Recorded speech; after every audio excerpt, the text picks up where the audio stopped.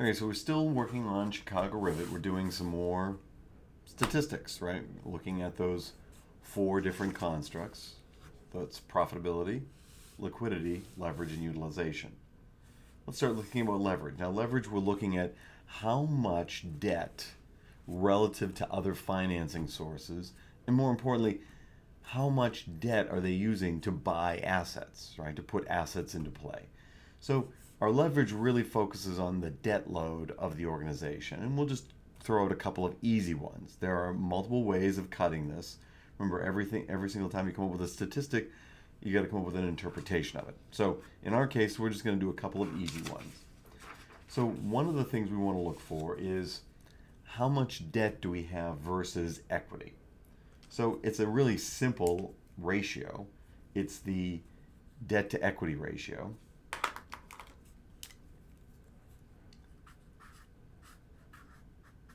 And it's simply, and I'll use this not as, we're not going to put in all liabilities, but you could also do total liabilities. We're just going to be looking at debt, whether that's short term or long term, right? Even dealing with kind of the current portion of what's due currently. So we're looking at debt over equity. Real simple, right?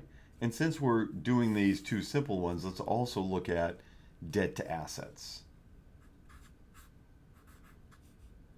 which is, again, my debt versus total assets. And let's go in and actually do these two calculations and see what we think. Okay. So this is all sitting on the balance sheet. Go to our balance sheet.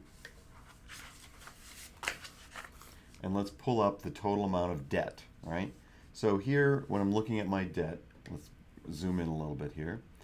Accounts payable is an operating liability. Accrued expenses, accrued wages, operating.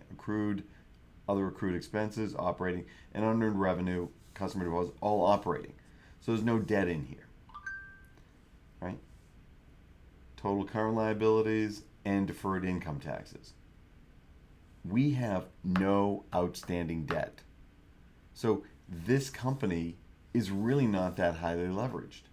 So when we think about debt to equity or debt to assets for this company, it's NA. It's not applicable because we don't have any debt. Now we could replace all this with total liabilities to equity, and you would see that it's still, even at total liabilities to equity, year over year, it's not that big of a deal.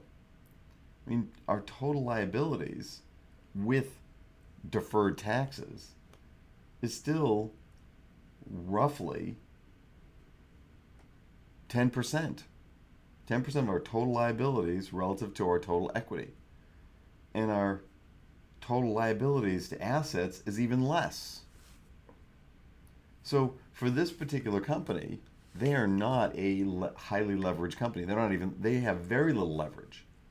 Most of their organization is funded through equity.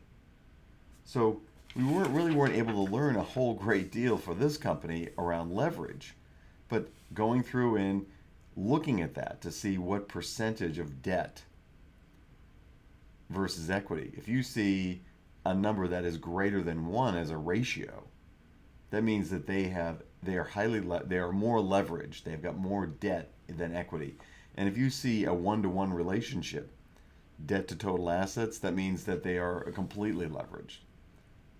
In this particular case, we don't have any debt. We could go through and do a calculation for total liabilities, but we really don't have any debt at all. So far for this organization, weak profitability relative to previous years, really strong liquidity, and zero leverage.